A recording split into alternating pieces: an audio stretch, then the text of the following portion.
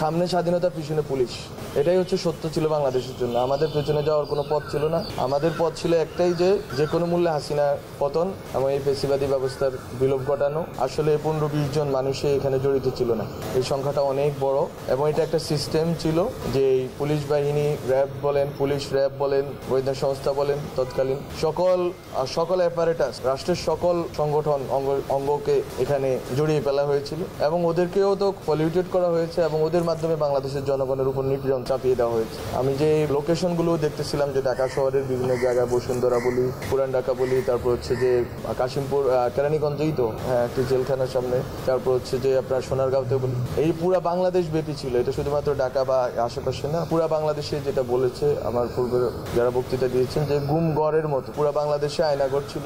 আমরা আসলেই দ্বিতীয়বার স্বাধীন হয়েছি, আমরা আসলে মুক্ত হয়েছি। তো সরকারের উদ্যোগ চলমান আছে, সরকার হয়তো উদ্যোগ নিতে পারে, কিন্তু এটার সংখ্যা এত বেশি। আপনারা তো মাত্র হয়তো 20-25 জন আসছেন, 20-25 জনের ফ্যামিলি থেকে, এই সংখ্যা তো আসলে হাজারের উপরে এবং অধিকাংশ ফ্যামিলি আসলে কাউকে খুঁজে পায়নি।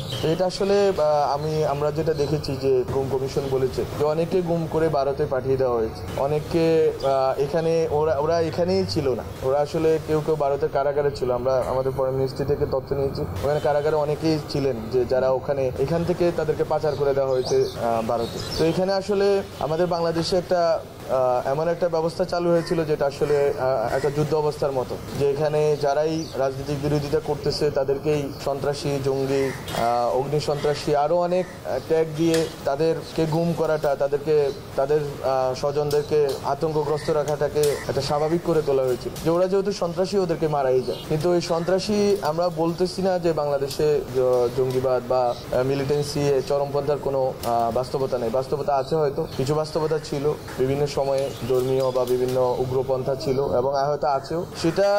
সেটাকে মোকাবেলার পথ খুবই স্পেসিফিক এবং স্পেসিফিক লোকদেরকে। কিন্তু হাসিনা এটাকে পুরো বাংলাদেশের জনগণের উপর চাপিয়ে দিয়েছিল, পুরো বাংলাদেশের জনগণকেই সন্ত্রাসী, জঙ্গি এবং তাদেরকে রাষ্ট্রবিরোধী হিসেবে পোট্রে করা হয়েছিল এবং তাদেরকে গ্রেপ্তার করা না, শুধু তাদেরকে গুম করা, তাদেরকে হত্যা করা নৃশংসভাবে। আপনারা অলরেডি জেনেছেন যে কিছু যারা গুমের শিকার হয়েছেন তাদেরকে কিভাবে হত্যা করা হয়েছে। ইলিয়াস আলীর ব্যাপারে যেটা আমরা জানতে পেরেছি, তো ওইখানে চৌধুরী আলম, ওনার ফ্যামিলি মেম্বাররা এসেছেন।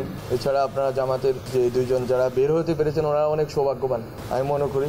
এই সৌভাগ্য যদি আপনাদের সবার হতো, তাহলে আমরা সবাই খুশি হতাম এবং আমরা এই যে আজকে ঈদ করতেছি একটা স্বাধীন দেশে, একটা মুক্ত পরিবেশে, এই মুক্ত পরিবেশে যদি আপনাদের স্বজনরা আপনাদের সাথে থাকতেন, তাহলে এই সরকার এবং আমাদের যে ছাত্র তরুণ, যেই প্রজন্ম আমরা বাংলাদেশের গণতান্ত্রিক লড়াইয়ের ক্ষেত্রে ওনাদের উত্তরসূরি হিসেবে কাজ করেছি। ওনারা তো আমাদের পূর্বসূরি, কারণ ওনারা এই লড়াইটা নিজেদের জান বাজি রেখে যেহেতু করেছেন, যেহেতু নিজেদের প্রাণ উৎসর্গ করেছেন, হয়তো ফলত আমরা সাহসটা পেয়েছি যে এবার আর আমরা পিছনে ফিরে তাকাবো না। কারণ পিছনে গেলে, এই আমাদের ক্যাম্পাসে একটা মেয়ে বলেছিল যে সামনে স্বাধীনতা, পিছনে পুলিশ, এটাই হচ্ছে সত্য ছিল বাংলাদেশের জন্য। আমাদের পেছনে যাওয়ার কোনো পথ ছিল না। আমাদের পথ ছিল একটাই, যে কোনো মূল্যে হাসিনার পতন এবং এই ফ্যাসিবাদী ব্যবস্থার বিলোপ ঘটানো এবং একটা নতুন রাজনৈতিক বন্দোবস্তের কথা আমরা বলতে চেয়েছি, যেখানে আসলে কোনো মানুষের মানবাধিকার লঙ্ঘন হবে না, সন্ত্রাস, জঙ্গি এসব বলে কাউকে গুম করা হবে না, কোনো ফ্যামিলি মেম্বারদেরকে এইভাবে 12 বছর 14 বছর অন্ধকারে রাখা হবে না, যে আসলে কেউ জানতেছেই না যে আসলে তারা কোথায় আছে। তো আমাদের চেষ্টা আমরা অব্যাহত রাখবো, আমরা যতদিন আছি আমাদের সরকারে, যে আমরা যাতে আপনারা যারা ভিকটিম ফ্যামিলি আছেন তাদের পক্ষ থেকে সরকারের যে উদ্যোগগুলো আছে, যে আইনি লড়াই আছে, যারা পারপেট্রেটর ছিল, যারা এখন অপরাধী আছে, তাদেরকে গ্রেপ্তার করা থেকে শুরু করে আরও বিস্তীর্ণভাবে এই জিনিসটা জানার চেষ্টা করা, যেটা অনেকে বলেছেন যে আসলে কোন কোন এরিয়া থেকে গ্রেপ্তার হয়েছে, আমরা আরও স্পেসিফিকে যাওয়ার চেষ্টা করতেছি এবং আপনাদেরকে বলেছি যে এই সময়সীমা বৃদ্ধি করা হয়েছে। আশা করি যে সকল বাহিনী এবং যে সকল বাহিনীর সদস্যরা এখানে জড়িত ছিলেন তাদেরকে বিচারের আওতায় আনা হবে এই সরকারের আমলেই, এবং এই বিচার প্রক্রিয়া কিন্তু আজকালের নয়। তো এই ক্ষেত্রে আমি বলতে চাইবো যে এখানে অনেকেই গুমের শিকার ফ্যামিলি আছেন যারা বিএনপি রাজনীতি করেছে। আসলে বিএনপি, জামাত, ছাত্র, আলেম, ওলামা, মাদ্রাসা স্টুডেন্ট কেউ আসলে আলাদা না, সবাই হাসিনার ভিকটিম ছিলেন।